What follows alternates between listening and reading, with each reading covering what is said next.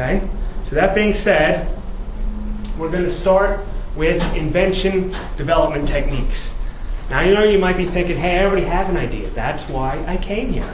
But what I'm trying to impart to is why stop at one idea? Why not have multiple ideas? Okay? Because if you have one good idea, you might have another. So we're going to just explore a little bit about how do ideas come about. And we're going to look at 3 different ways that ideas come about. The first one being problem recognition, which is one of the most common ways ideas do come about. Okay? So if you've ever heard yourself saying, I wish they had this, or why can't they do that, or how come that works that way, you might be recognizing a problem that potentially needs to be solved by you. And we're going to take a look at a few real-world examples right here. So on the left-hand side, top and bottom, is actually the same invention, okay? This is what's known as a nursing pillow. And this was invented by a working mother who had an infant in daycare. Her name was Susan Matthews. And one day she is taking her infant to the daycare and she saw a sign asking for volunteers to help make small pillows. And so she asked, well, what are these pillows for? What are you doing with them? And the owners of the daycare said, well, what we like to do is sometimes prop the infant up on these pillows, as you kind of see in the top picture. Or if a mother comes in during a break or during lunch and wants to nurse a baby, they can use these pillows kind of to help support the infant during nursing, as you see in the bottom. So she invented this pillow, which is sort of, I described as a horseshoe-shaped pillow. And it eventually became a very successful product. You can buy it in most baby stores today. It's called Boppy. At least it's sold under that name as one instance. And the inventor became pretty wealthy because of this. So it's not a high-tech invention, and it really didn't happen that long ago. This was about 20 years ago where she patented this. So that's one example of recognizing a problem and then solving it. Okay? Another quick example is over here in this corner is the familiar flip-top soda can.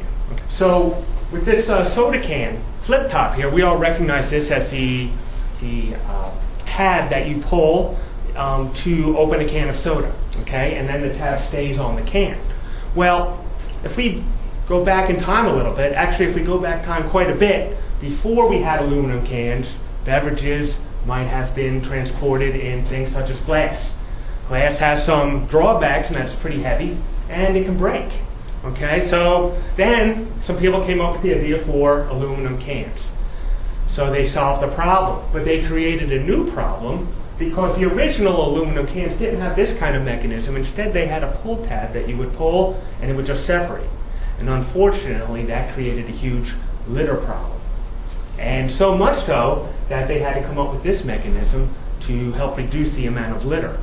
So the point from all this is what's sometimes known as a revenge effect invention. In other words, a new invention comes along, the aluminum can, solves some problems and creates new problems. And we can imagine that the internet has created some problems that maybe we didn't have, say, 30 or 40 years ago. So the takeaway from all this is that there's always something to be invented. So don't ever get in the mindset that there's nothing to invent or there's nothing out there, because there's always new problems needing to be solved. And here's another way inventions come about, other uses. Okay, so sometimes we have an idea about how our invention is going to be used, and it turns out the public wants to use it a different way. And one such example is this boot. Now, if you've been to Philly, you've definitely seen at least one of these on a car somewhere when someone didn't pay their parking tickets.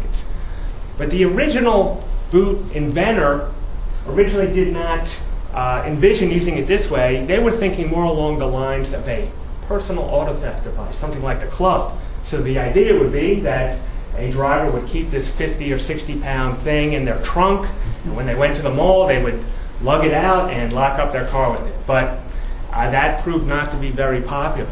However, police liked this because they could immobilize a car without actually having to gain access to the inside. So it turned out to be very popular with law enforcement, but not in the way it was originally intended. Okay, and lastly, we're going to talk about accidental inventions. And this happens all the time.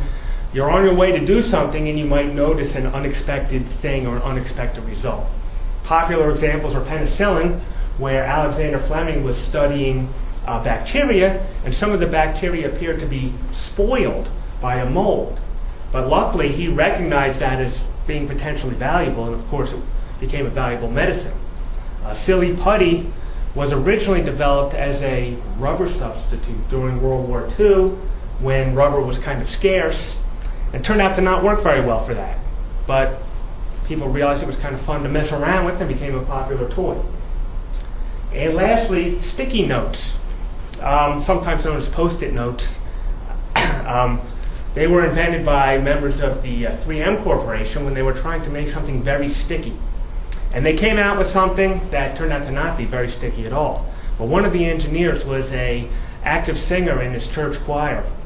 And he had a songbook, and he'd sometimes put index cards in there for the songs he was going to sing on a particular night. And if he dropped the book, the cards would fall out, or he tried taping them, but then sometimes he could damage the page when he removed them. So he recognized this kind of marginally sticky thing as potentially useful, and of course we know it's useful today because they're all over the place. So the takeaway from this is that, just to be observant, and sometimes there could be an invention that you might uncover as you're going about your business that turns out to be valuable.